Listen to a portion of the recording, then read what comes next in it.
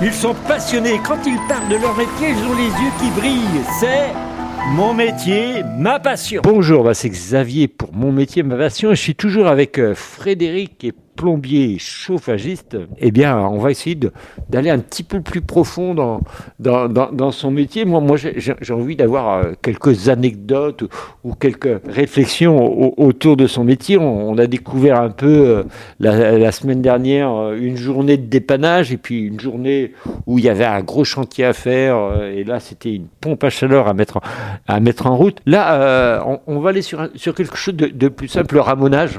Voilà, tout le monde a besoin de ramonage, il faut ramoner la cheminée, il faut ramoner la chaudière, etc. Vous le faites aussi, j'imagine. Et des fois, j'imagine que vous avez des grosses surprises, non ? Ah bah oui, bien sûr, ça peut arriver qu'il y ait des surprises. L'autre jour, ça arrivait qu'en faisant le ramonage de la cheminée, il y avait des branches qui tombaient dans la cheminée et la cliente se demandait pourquoi elle avait des branches qui tombait, alors que même son chien d'ailleurs il criait vers la cheminée, elle se demandait pourquoi. Et donc du coup, quand j'ai enlevé la plaque de la cheminée, il y avait des branches qui étaient là. Et ça, en fait, c'était un nid de chouka. Et les nids de chouka, c'est assez dangereux parce que ça peut mettre le feu dans les cheminées. Ils aiment bien se nicher dans les cheminées en tuiles là, ou même dans n'importe. Un chouka, c'est un peu comme on en a parlé un petit peu en aparté. Hein. C'est pas un corbeau, c'est pas une corneille, mais ça y ressemble. Oui, ça y ressemble beaucoup. Chouka, bien sûr c'est noir, ça ressemble à un corbeau, mais ça a la tête un peu argentée. Et puis ça vit surtout ils sont surtout en groupe là. C'est ceux qui remplacent souvent les pigeons là maintenant dans les villes. D'accord.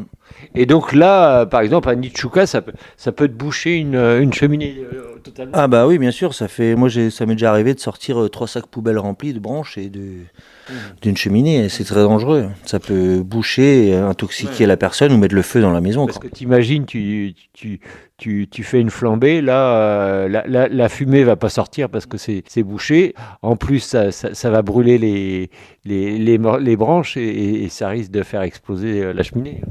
On va pas exploser, mais prendre feu quand même. Mais genre l'autre jour, en plus, il y avait quand même un chapeau sur la cheminée et le chouka n'arrivait pas à rentrer des grandes branches, heureusement. Enfin, heureusement, je sais pas trop. Du coup, les petites branches tombaient dans le conduit jusque le dessus de la cheminée sur la plaque. Donc c'est peut-être encore pire même. Parce que c'est un coup, est-ce que là, ça prenne vraiment au-dessus de la cheminée, au-dessus de l'insert. Donc là, c'est très dangereux. D'où l'importance du ramonage, pas quotidien, bien entendu, mais annuel. C'est un ramonage annuel. 2 fois. 2 fois par an. 2 fois par an, d'accord. Pour parler technique, tu sais qu'il nous est vendu plein de trucs pour des ramonages. On achète une brique et puis on dit une bûche, là, tu vois, et on dit ça fait un bon ramonage. Qu'est-ce que tu en penses, toi, de ce type de produit ?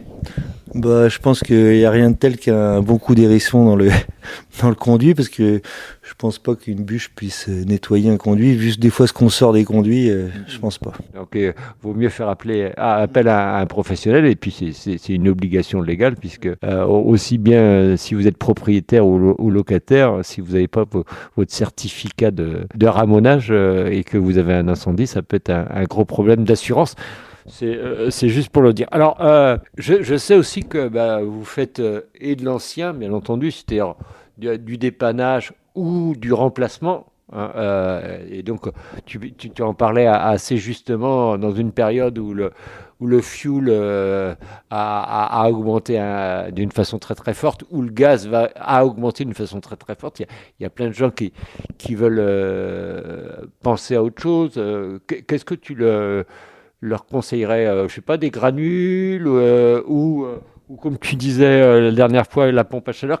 Qu'est-ce qui te semble le plus adapté, toi, pour aujourd'hui ? C'est peut-être une question difficile. Ouais, je pense que c'est un peu difficile parce que chaque logement est différent. Chacun aime bien certaines énergies. Enfin, je sais pas comment expliquer ça, mais tout devient tellement compliqué. Moi, chez moi, j'ai un poêle à bois. À bûche. Je me dis que si jamais un jour il n'y a plus d'électricité, j'aurai toujours du feu. Un poêle à granulés, il y a besoin d'électricité. Bon, c'est bien que c'est programmable, mais bon. Puis on ne sait pas comment va devenir le cours du granulé, est-ce qu'il y en aura assez, ça va être comme le gaz sûrement un jour. Et sinon les pompes à chaleur, je pense que c'est bien, après il faut voir à long terme, mais c'est comme tout, hein, mais je pense que c'est une bonne énergie, c'est vraiment un truc qui peut être pas mal. Mais c'est un investissement de base assez important quand même. Ah oui, oui, c'est un peu important, mais bon, si ça mérite, de bien marcher après. Alors, peut-être votre plus grand plaisir, c'est peut-être faire du neuf, finalement. C'est plus facile. On part de zéro et puis on crée tout un système de radiateur, tout un système de chauffage, tout un système d'eau chaude, etc. C'est ça. Les éviers, etc. On n'a pas parlé des éviers. Oui. En ce qui concerne le neuf, nous, on n'en fait pas trop. On fait surtout la rénovation dans l'entreprise où je suis. Et puis moi, de toute façon, je préfère la rénovation largement. Le neuf, c'est bien vraiment de temps en temps, mais je pense qu'en ce moment, il n'y a pas trop de neuf qui se construit. Enfin, ça doit être moins qu'avant, je pense. Et puis la rénovation est beaucoup plus intéressante. Il faut beaucoup plus réfléchir à réussir à se débrouiller, quoi.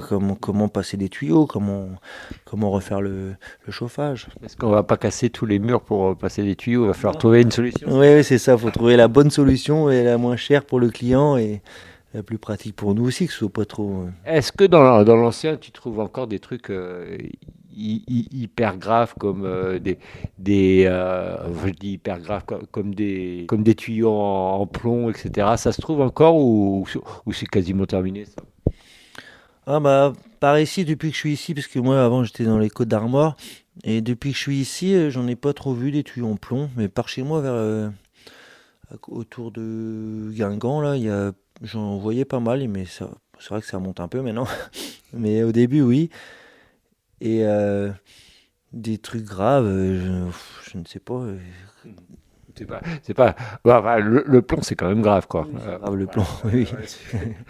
On le sait maintenant, mais voilà. Puis demain, on découvrira que peut-être que les siphons en plastique, etc., c'est pas terrible. Hein, il faudra faire autre chose. Ah oui, sûrement. De toute façon, il y a toujours quelque chose.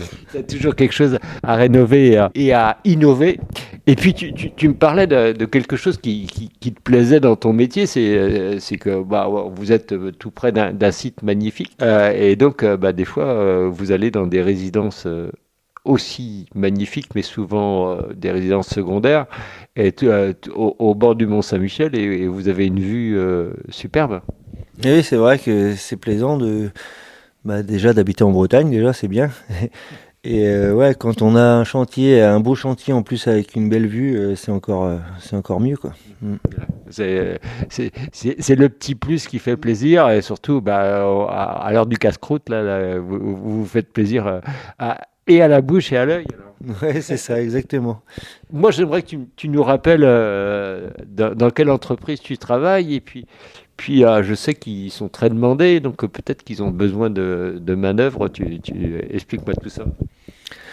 Oui, alors déjà, je peux vous dire que c'est une très bonne entreprise avec une très bonne ambiance. Moi, vraiment, le patron c'est vraiment un bon patron. Et moi, là, au mois de juillet, je vais quitter l'entreprise. Et c'est pas du tout à cause de l'entreprise, c'est pour des raisons personnelles. Et du coup, ils cherchent un plombier chauffagiste et un électricien aussi, je crois d'ailleurs. Et vous pouvez y aller avec une très bonne confiance. C'est une très bonne entreprise qui vraiment mérite d'être. En plus, c'est familial, qui mérite qu'on aille travailler chez eux, quoi. Et vous ne serez pas déçus. Alors l'entreprise, c'est l'entreprise Ronan Rouault à Vieux-Vis-sur-Colomb, parce qu'il faut qu'on la rappelle, parce que on l'avait dit à la première émission, mais pas la deuxième. Donc si vous êtes intéressé pour travailler dans une ambiance familiale, conviviale, mais de travail, ça c'est certain, parce qu'il faut bosser quand même dans ce type de métier. Ils sont 10. Il me fait avec les mains, on est 10. Voilà, donc je le dis, ils sont 10, 9 ou 10. Voilà, et ce sera avec beaucoup de plaisir. Donc, je remercie Frédéric pour toutes ces informations, et je vous dis à la semaine prochaine pour mon métier, ma passion, un autre métier, une autre passion. Je crois que ce sera des cordistes, mais je ne suis pas encore sûr. Et on vous expliquera ce que c'est que des cordistes dans ce métier-là. Merci beaucoup, bonne semaine, et à la semaine prochaine.